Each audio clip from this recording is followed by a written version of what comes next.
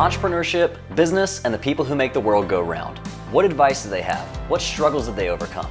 My name is Philip Benz, and these are the questions I have. Welcome to Black Tie Optional.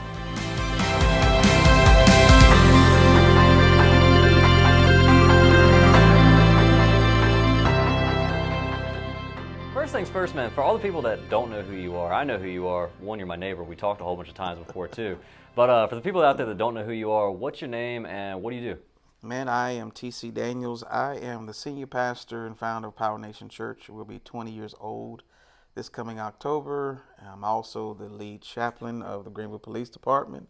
And I'm also a 17-year, retired IT professional. So that is an amalgamation of who I am. I am the husband of one wife and the father of two kids. Yeah, man. So, and a native of Greenville, North Carolina, man.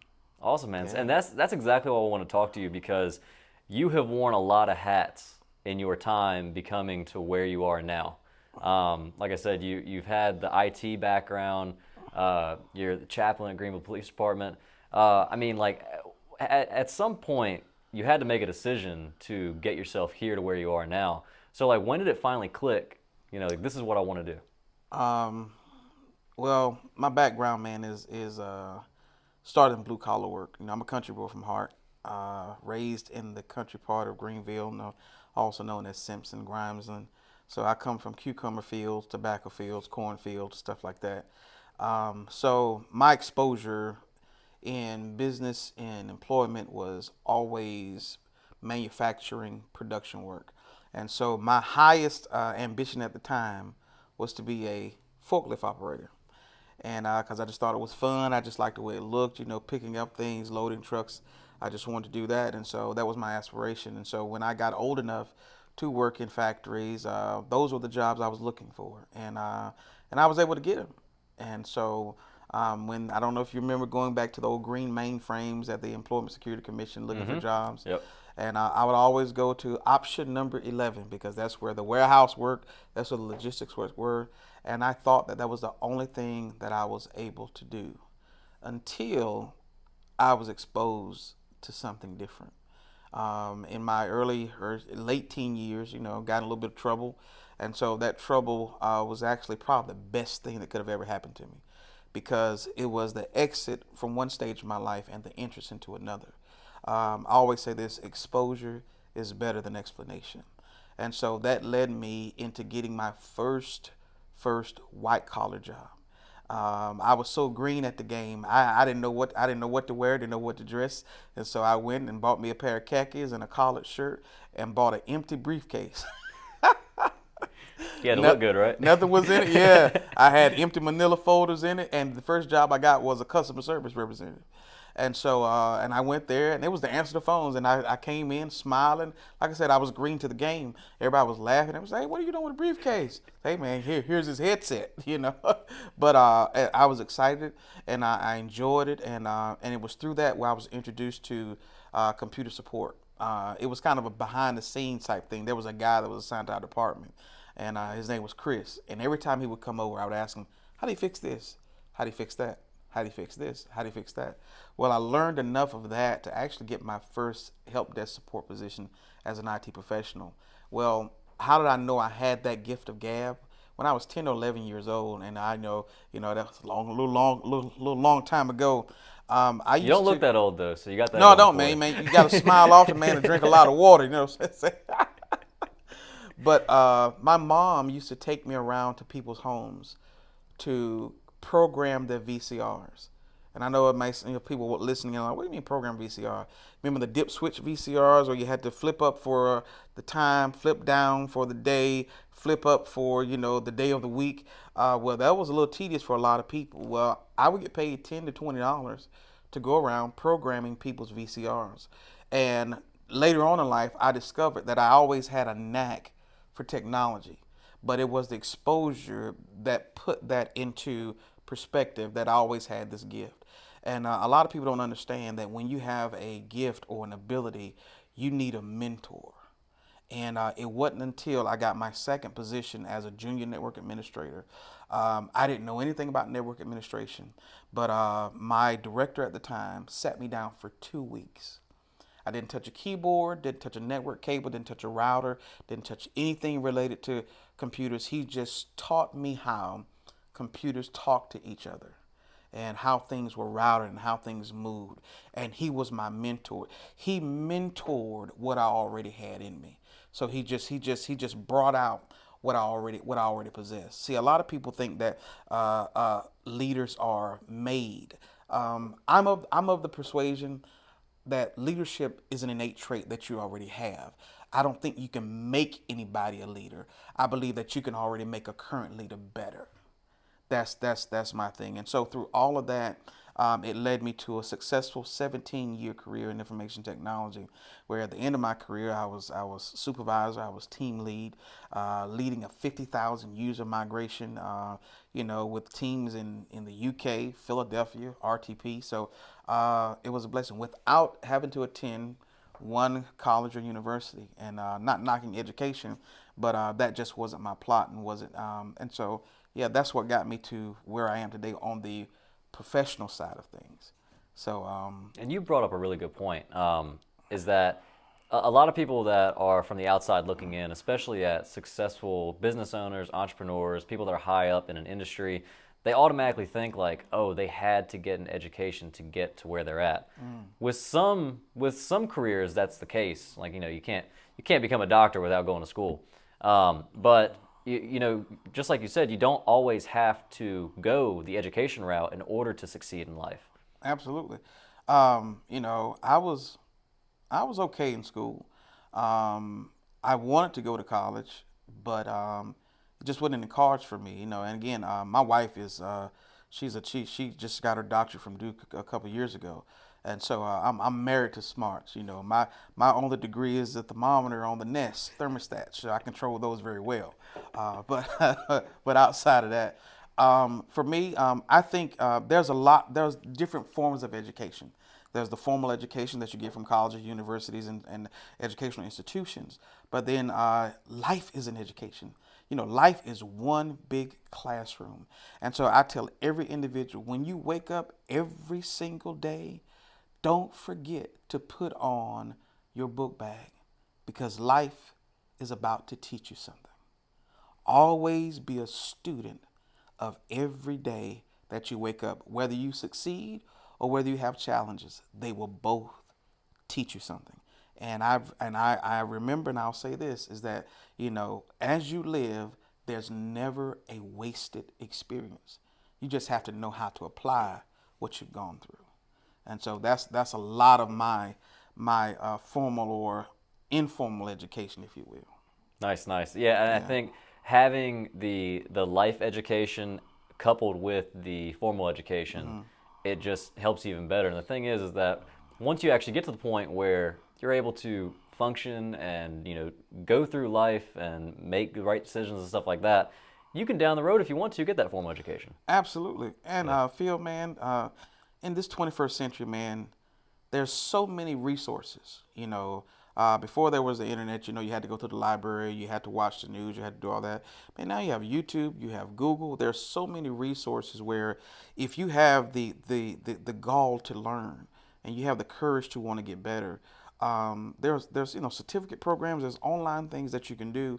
And so for that person who may be thinking, well, I'll maybe never make it on campus, but you know what? If you have the grit, you can educate, you can learn in so many different ways. A lot of things I've learned is just by reading and researching on my own. Because if you want to get better at something, man, one thing is for certain, is that leaders have to read. People in business have to read. You have to know not just your product, you have to know the person that you want to get your product in front of. What are the behavior patterns? Have you done any anthropological research in the area in which you're planning your business? Now, those are the things that you have to know. And, it's just a little bit of street savvy, never hurt anybody either. And so, but you just have to have that grit and that grind in there, that I have to learn this. And so don't use the excuse because, oh, I didn't go to college, or I don't have I don't have a formal degree. Oh, no, that's just an excuse to stay in a level of mediocrity. And you know what? Excuses are expensive because they can cost you profit every single day. Now, there's a conversation that me and you had a while ago, off camera and stuff like that, and it kind of brings me to the point of like second chances.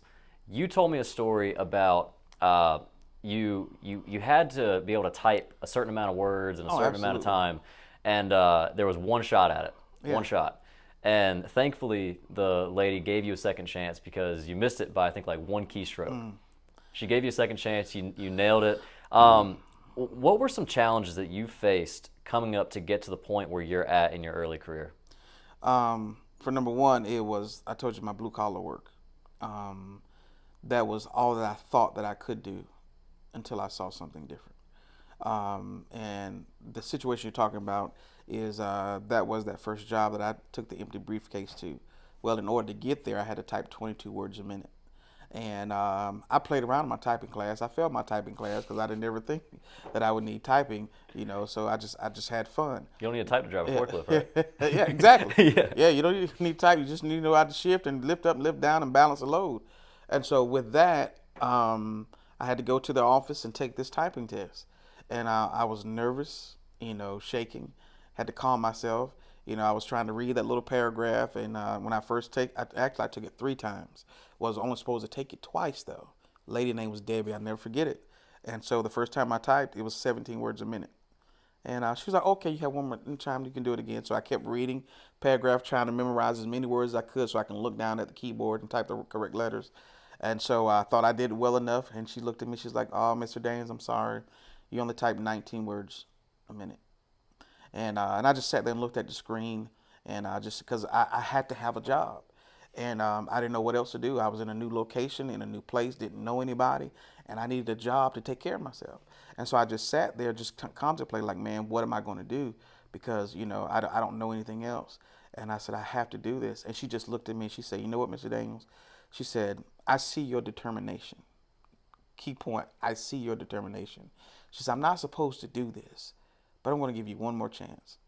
And so I went back through that process of repeating, looking at the paragraph, looking at the keyboard, looking at the paragraph, looking at the keyboard. Then I saw a pattern on the keyboard, QWERTY, QWERTY. Those are right.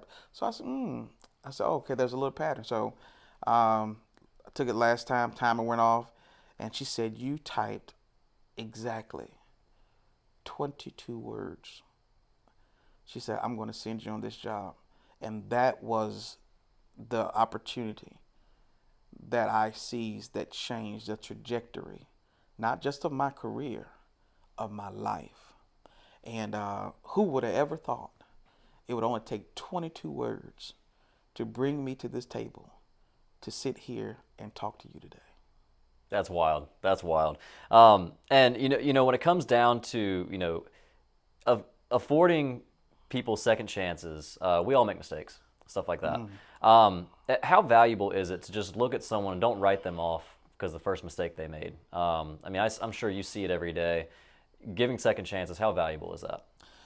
It's extremely valuable because, there are a lot of people who've made mistakes and even bad choices. A mistake is when you don't have the information. It's just like, if you're walking down the road and you happen to trip because you didn't see the crack in the concrete, that's a mistake. But if you see the crack in the concrete and you still choose to step in it, then that's a bad choice. So there are a lot of people who have made mistakes or bad choices, just didn't get caught. And so it's kind of odd that people, would look down their nose at other people who have, maybe have gone through the system, have a record or something like that, as if they've never done anything, improper or illegal themselves, just didn't get caught. Could you imagine if social media existed back in the 80s and the 70s, and people could, and we could see what execs have, what they experienced in their college years, thank God they didn't have YouTube back then. And so now our second chances are so vital because sometimes it just that person needs to hear, get up and do it again. Because I've learned that failure is not the end of the road, but sometimes it's just the beginning of the road. And when you can have somebody to put their hand in the middle of your back and become your wind for a season, say you can do it, oh, that means the world. And I always like to, pay it forward, because you never know. That could be, the next entrepreneur. That could be the next senator. Could be the next governor. You never know who it is.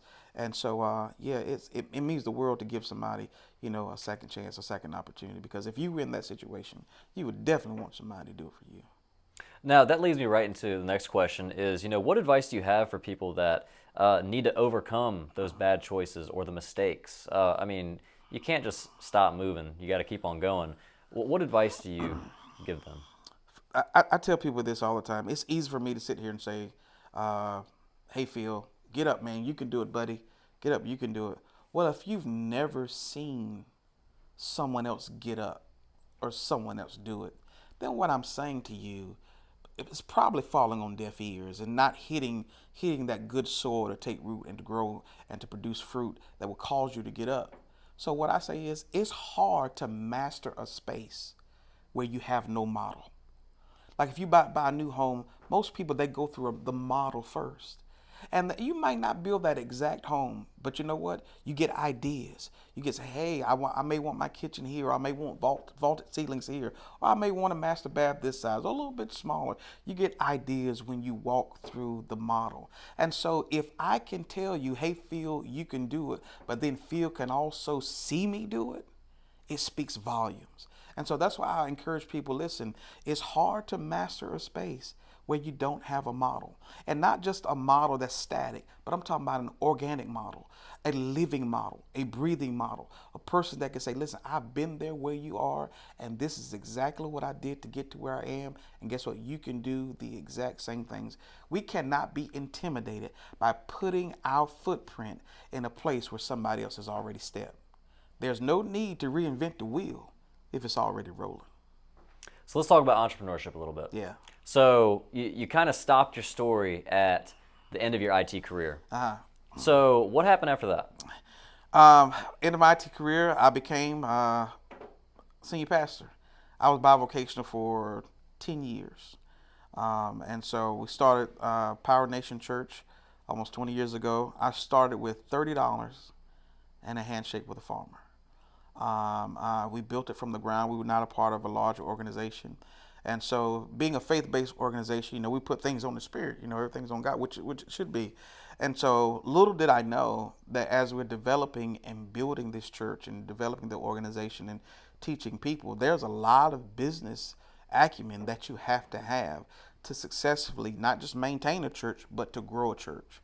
And so with that, I realized I had to have a person in finance. I had to have operations. I was the CEO, and then I had to have somebody who was a VP to do all these different things. And so as we're learning and as I'm being exposed to the business aspect of ministry, I'm realizing now that the people who are attending the church are starting businesses and becoming entrepreneurs themselves based on the messaging that we were sharing. So I'm realizing that not only am I teaching everyday life skills from a spiritual aspect, but there are also some business skills that are being developed through the messaging that we're talking here. Because one of the greatest messages that we ever share is the message of faith.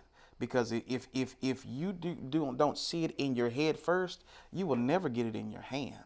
And so they start applying these business principles and different things to their life. And so I realized, hey, there is a business development leadership side that we have as a result of ministry. And so then I birthed what we call Daniels Communications Group, LLC. And that's my for-profit side where I teach leadership and entrepreneurship. And we have a big conference every year called Surge Leadership Summit, where we draw everywhere from educators to law enforcement and still bring in pastors and different things like that to be a part. And so that was birthed out of that, because at the end of the day, I had to find the common denominator of what I do. When I teach and preach, I communicate. When I teach leadership, I communicate. When I mentor, I communicate. And so that was the common denominator. And the thread still runs through everything that I do. So it's not separate over here and separate over there. It's still life skill. It's still business. And the reason why entrepreneurship is so important and leadership is so important is because, especially in today's society, the morals and the ethics of business seem to be on the decline at a steady rate.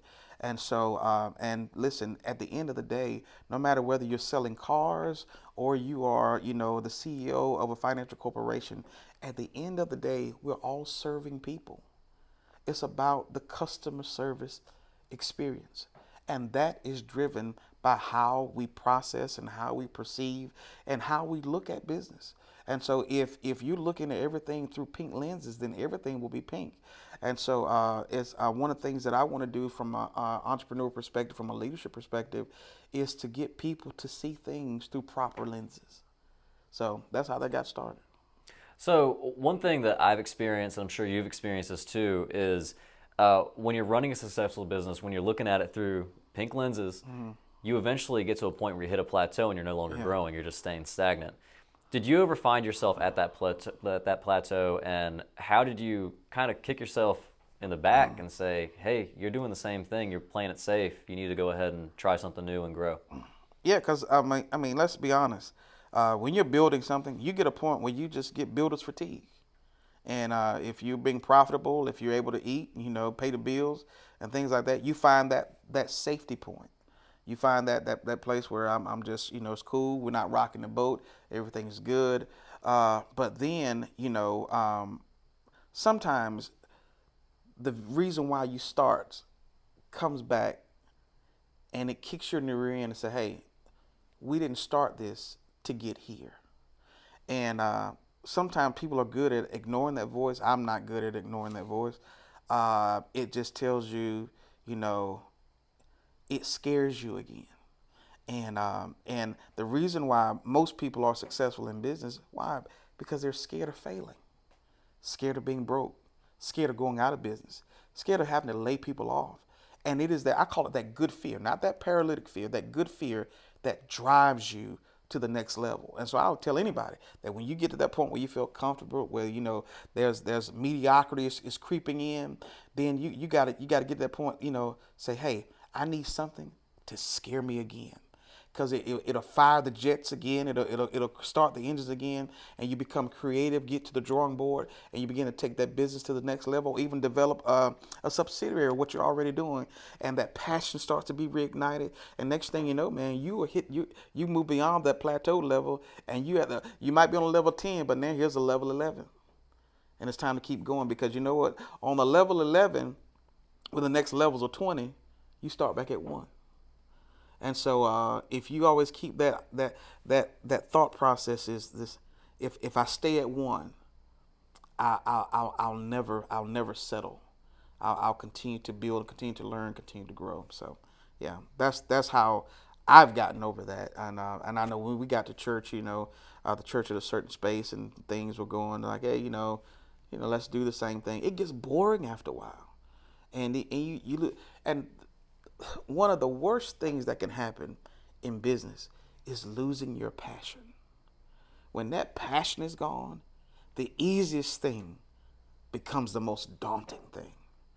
You begin to, your social battery is drained quicker. You don't want to be around anyone. And that's the thing that I want to encourage somebody who's watching this is, whatever you do, don't lose your passion. Feed what feeds you.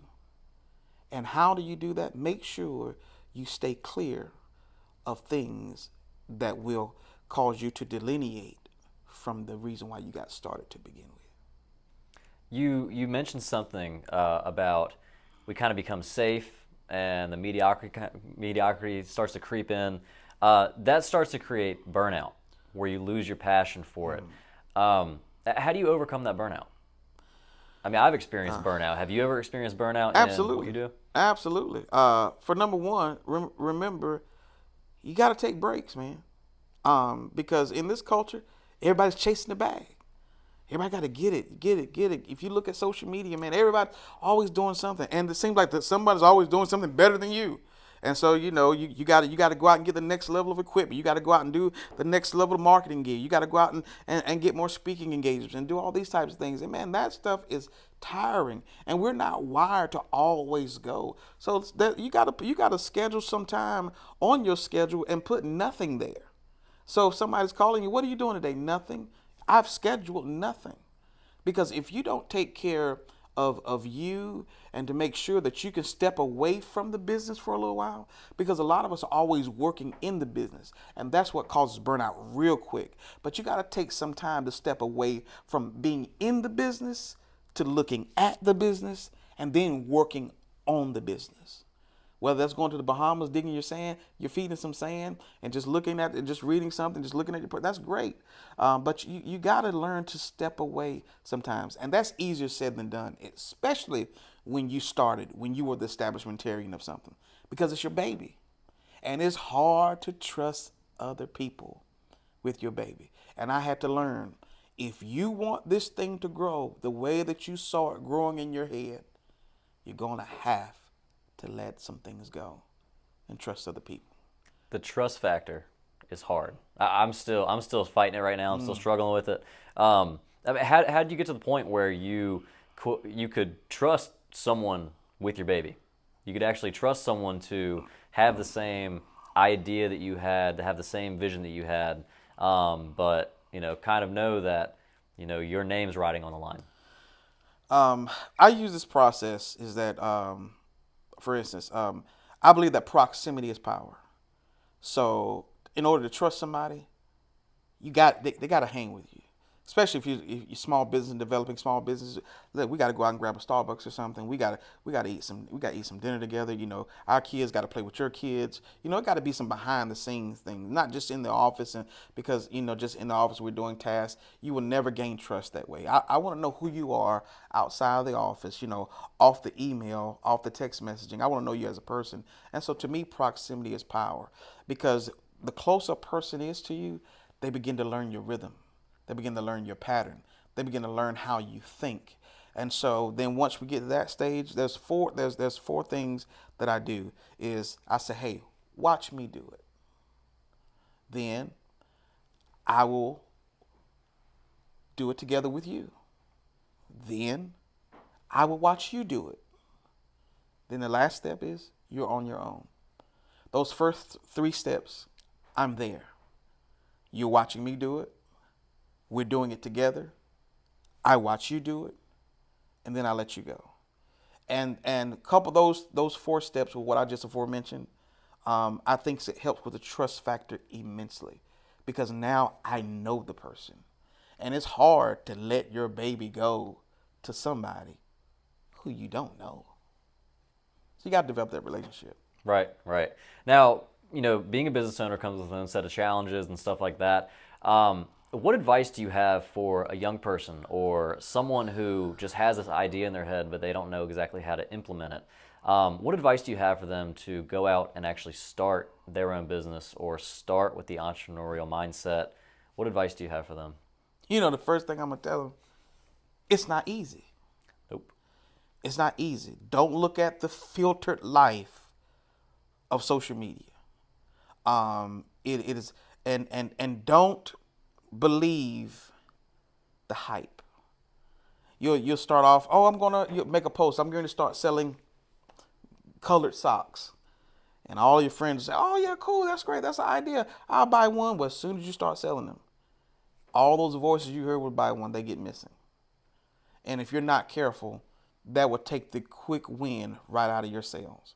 And so for number 1 is, what is the reason why you want to start a business? Number 1, please understand, it's not easy. Number 2, if you're just in it to make money, don't start. Because the minute the money doesn't come, then the quicker you'll want to stop. And so you have to know the reason why you want to be in the business.